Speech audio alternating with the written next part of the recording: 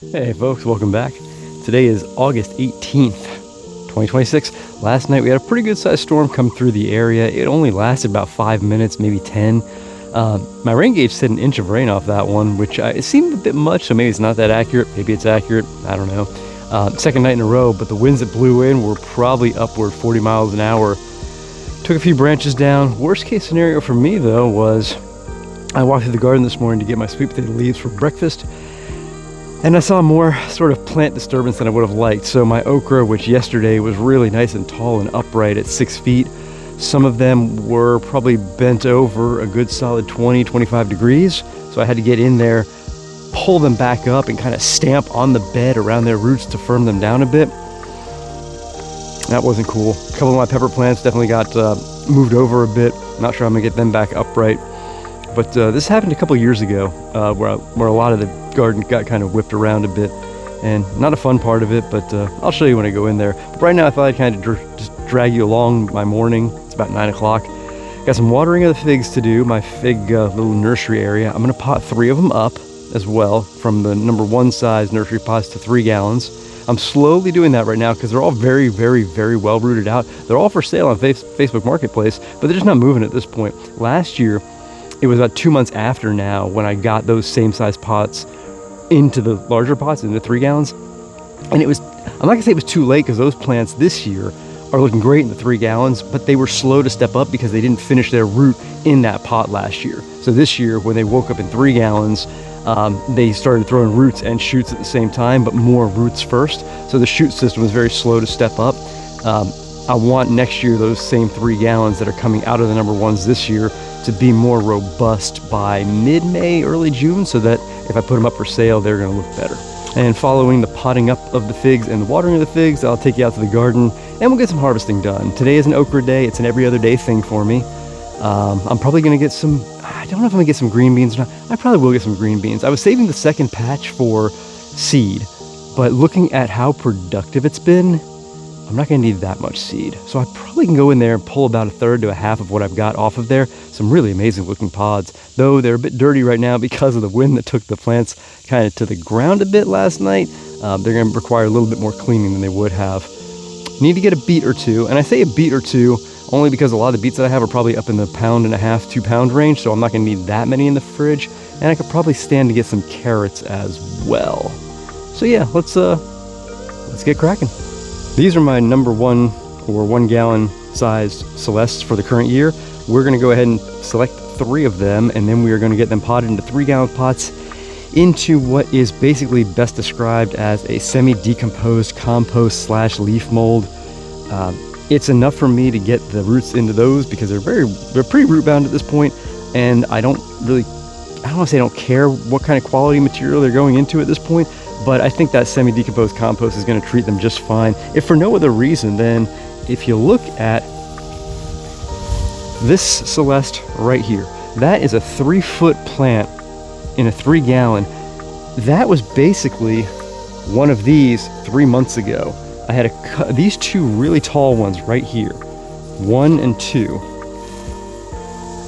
They were in, again, number 1 gallon size nursery pots, and I don't remember why I transplanted them up so early. A lot of these in this area were in 1 gallon grow bags, and they were growing well, but they were starting to stick to the pot, to the grow bag. So I had to cut the grow bag off and get them into these pots, and that's all sitting in homemade compost that these guys are going to go into. So the response for the material has been great, despite the fact that it is not anything that anybody in a commercial industry would use. But for a backyard grower like me, it's going to be absolutely fine. And this is where they're going once they're potted up. So every day I do 3, and I just stick them over here because this gives them morning sun, but afternoon shade. And that's enough for me to sort of, because I do disturb the root system a little bit. So through that process, I just don't want them out in the middle of the blistering sun, kind of taking a beating while they're trying to reacclimate to their new growing space. And these will go for sale next spring. I really hope they show well by around the mid-May time frame. Yeah, I think they're going to be really great looking plants. And now there's definitely no science as to which ones I pick. Sometimes I just work, this side back, or if I see one that's a little stunted or it's not holding water as well, I'll grab that one. But honestly, I just say, that guy's good. These are actually very, very heavy, and I think it's because that rain we had last night. But yeah, we'll just pick these 3 arbitrarily. This guy here is actually, he's holding a lot of weight right now. And let's take a look at that root. It's holding together really well. You can see roots all down the side. There's a bit of a gap right there in the potting mix. I'm gonna take my trowel and kind of just smack this one around a little bit to fit it in. But look at that, a first year cutting. This is 6 months old with figs already on it. I've never been one to sort of self-promote myself, but I gotta say, I think I actually grew a pretty good plant this year. I'm really pleased with how they all turned out, the ones that survived and took off. So whatever I'm doing, it's not going so badly. And what I'll do is I'll go ahead and give these pots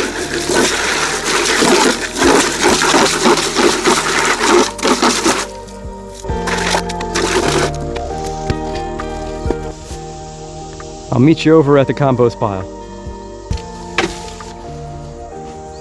Okay, so as you can hopefully see by the camera, because it is a little dark in here, this material is not a classic potting mix. This is, again, just compost in various states of decomposition.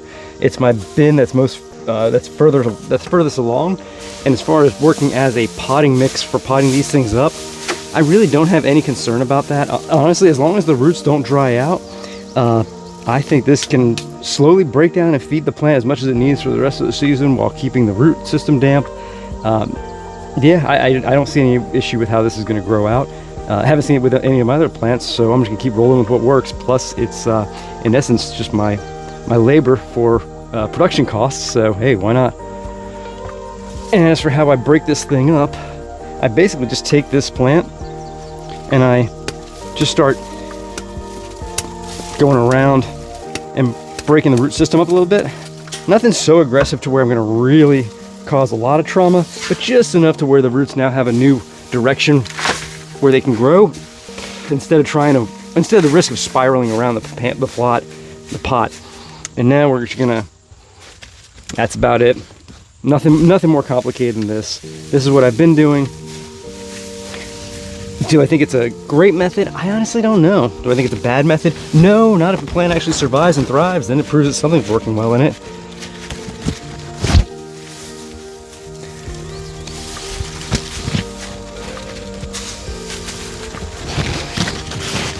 And I don't do an incredibly strong job of pushing things and firming this, because when I water it in, I'm going to water the absolute heck out of it, and then I'm going to pick the pot up from a few inches off the ground and drop it a few times just to really settle it in, water it one more time, and at that point she's good to go. But this is basically, this is it. She is potted up and ready for her next stage of life. I'm going to do it for the next 2. We'll get these, then I'll show you the quick watering in process.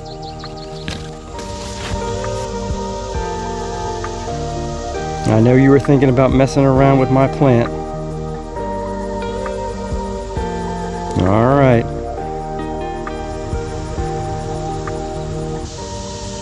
So we've got all 3 here, and it's time to water them in. Wrong setting.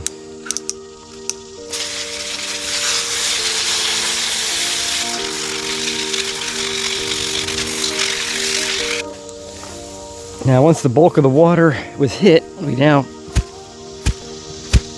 just to sort of get that material a lot more firm than it was, because this material, as you can see, was very chunky. So it is going to break down quite a bit. So I'm not worried about it sort of compacting or being too over tight. I think it's going to be absolutely fine. It's going to have plenty of pore space for the water to drain through and the roots to get through.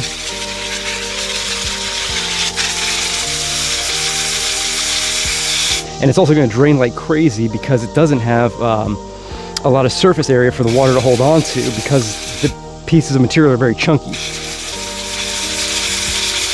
That means great drainage, but it also means frequent watering. And the biggest issue someone may have with this, and justifiably so, would be the lack of possibly plant available nutrients for these things, or soil available nutrients, because it looks like it's very hung up on in the actual material itself, not breaking down yet. But I think there's going to be just enough for these things to feed as much as they need to. Plus, their existing potting mix was extremely organic matter rich, and they can still pull off that. But science aside, what's really going to prove out how well this works is going to be the plant growth. Observing it over time and seeing how this method works year over year is going to tell me whether or not this is something I want to keep doing year over year, or if I want to keep propagating figs, do I need to go ahead and invest in a higher quality potting mix for a more consistent result, or is this good enough for my tastes? And so far it's been good enough for my taste, but it's always good to keep paying attention and keep reassessing. And with that, now I get to water everything here. Now my watering strategy for the figs is really loose. Regardless of how much rain we get day in and day out, I basically just spend probably 5 or 10 minutes out here amongst these plants, just zapping them with water. And I do it twice a day, basically. I don't really try to go overly deep watering in these things. I just don't feel like standing there and burning my well out in one approach or one attack. That would probably be ideal to really get them all deep soaked on a regular basis, but I just don't.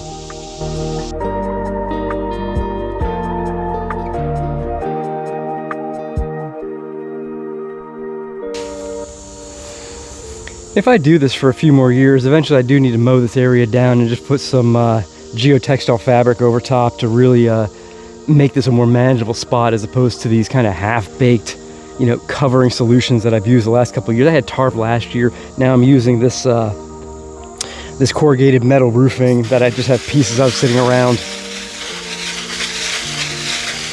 Need to go a little bit more professional,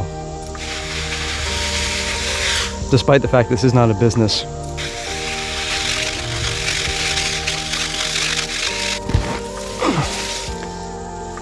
Can you believe this is a first-year plant? This is insane. So these are all my 3 gallons. Thornless blackberries. I don't know the varieties of each. I know all the varieties I own. I don't necessarily know which these are, because they all came out of the ground as suckers. And my patches just kind of have their roots going everywhere. So when they pop up, I pull them. I see if they root. If they root, great. If they don't, that's fine too. And this is the end result. All of these are second-year 3 gallons. These are first-year 1 gallons. This is as far as the hose stretches, 100 feet from the hose bib to here.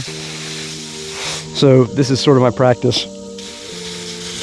And the reason I have the blackberries in the garden is because deer hit these things pretty hard, even the foliage.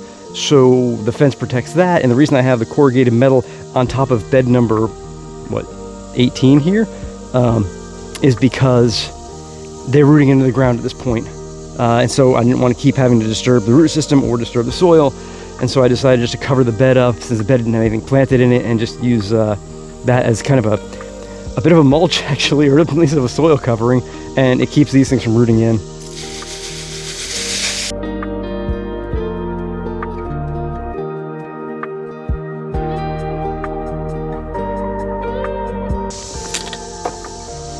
So I've alluded to this in past videos, but all the plants you just saw, the figs and the blackberries, I got them posted for sale up on Facebook Marketplace.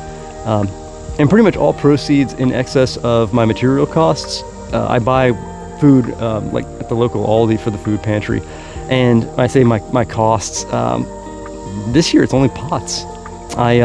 If I account for this, I am a CPA by trade, so I understand, accrual accounting versus cash accounting. I kind of go more cash based upon the cash I use. The difference goes to the food pantry. And this year I spent $120 in the 3-gallon pots. Actually, I think 60 was last year, 60 was this year. That's the only material costs I have, because I don't count my compost, because that's not a cash outlay for me, and I don't count my time and any overhead that I have. So yeah, it's been a fun little project to have. And I think I mentioned before, I finally have enough money to where income beyond my costs, where I can go ahead and have 10 or 12 weeks every week over at Aldi and buy staples for the pantry. So if you know anybody in the Piedmont region of North Carolina looking for a fig or a blackberry, have them find me. So I mentioned earlier we had a storm last night, and let me show you sort of the quote-unquote damage that it did. It wasn't significant, but it was enough to really tick me off. This is one of my habanero beds. This plant here and one next to it was upright. Now you can see a really big gap there between. That's actually the bed. to the left here, that's the pathway. So whereas before it was hard for me to crawl through there, now this north section, it's impossible for me to crawl through there. And that's really kind of a bummer. And the other issue I had, very similar to that, is the okra. This morning I went out there, and like I said, I had to stamp on the bed to get the okra reset, and now I can see that that didn't even take. That plant there is leaning. It was upright yesterday. I've got a harvest in there today. I have a little more room to work around there, but just a huge bummer, because this is going to be like this now for the next month, month and a half, and no fun. No fun at all. As I walk through the main pathway, you can see the same thing happen with the bell peppers here. The habanero here didn't suffer the same thing, but I can definitely see bell pepper plants in there kind of tipped over as well. Not nearly as bad as they're having it in Indiana right now and other parts of the country, so, and other parts of the world as far as, you know, issues when it comes to the weather.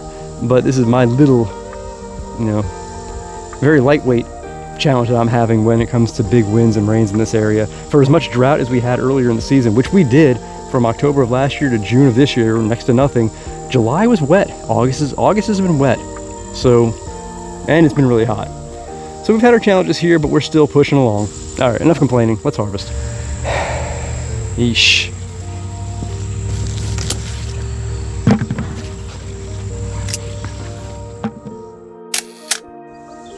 A lot of okra, but that's a pain in the butt to harvest through that bed. And I busted a pretty good sized branch off one of the pieces in the back, or one of the plants in the back. That's not gonna produce anymore, but not much I can do about it. Let's go check out the green beans. Got a sheet pan and 6 of those old mushroom containers. I'll probably fill up 4 to 6 of those. That should be enough. The sheet pan makes for easy carrying. So I know one of the things I mentioned in a previous video is that I break my strawberry beds down every year after letting a few go wild, and I just take all the best plants I can find, or I try to find the best plants and just move them somewhere else. And let me show you what the beds look like right now. So as you can see, these beds, I have 1, 2, 3 beds full. I only intended to keep 2, but I didn't have any more plants to go into this one, so I figured why not just leave the roots in the ground, let them go crazy. And as you can see, they're doing just that. They're in the pathways. They're gonna root in. That one's not, obviously, but there's plenty in there rooted around. Again, in about a month and a half, I'll just start ripping all these out and just start moving them over to a new section. Probably turn these 3 beds into 8. And honestly, these 3 beds could probably fill out in this entire garden of all 48 beds, at least pretty close to it. You'd be amazed at how many plants can come off of one strawberry plant. Not so much in a situation like this. You'll probably get a good solid 1 to 5, 1 to 10. One plant can turn to 10. But if you actually put one plant in the middle of a section like this, by the end of the season, you could probably get 50 to 100. How do I know that? Because I actually have one time got, I think it was 113 plants off of one plant that I had in a massive open section in my garden before I was really getting up and running. And I didn't pull it out. I let it go crazy, and I actually potted up everything that I found off of it. As far as runners, broke the crown up, and it was about 110, 115 plants. And as we're looking at this mess of a section over here, this is in some way green beans. I've also got peppers over here as well. And as you can see, this is what happened last night. This plant was upright yesterday, nice and tall. His next door neighbor held up well enough, but they just collapsed under the weight of that, the pressure of that wind. But I can see a lot of green beans in there. So yeah, let's see what we can find. Again, an overarching goal for this section is to have a lot of this stuff saved for seed, but clearly I think I can get more than enough seed and still get some of these pods off while they're looking really good. So yeah, let's get cracking. And don't mind the Swiss chard with the fungus infection on it, or these weeds, which I got to get to as well at some point.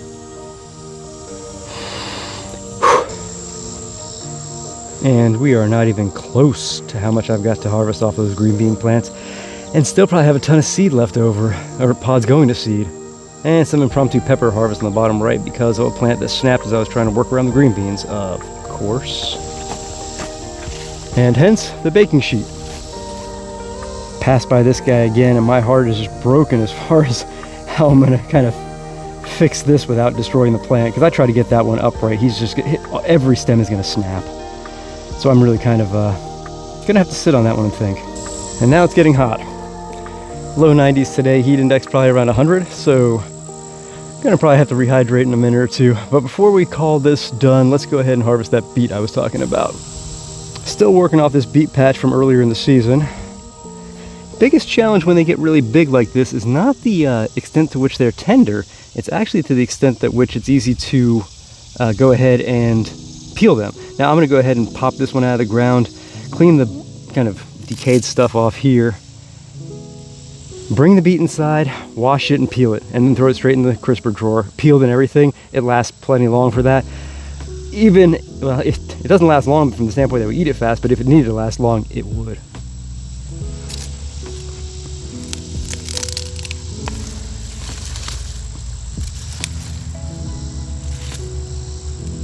I'll get a photo of this one cleaned up for you.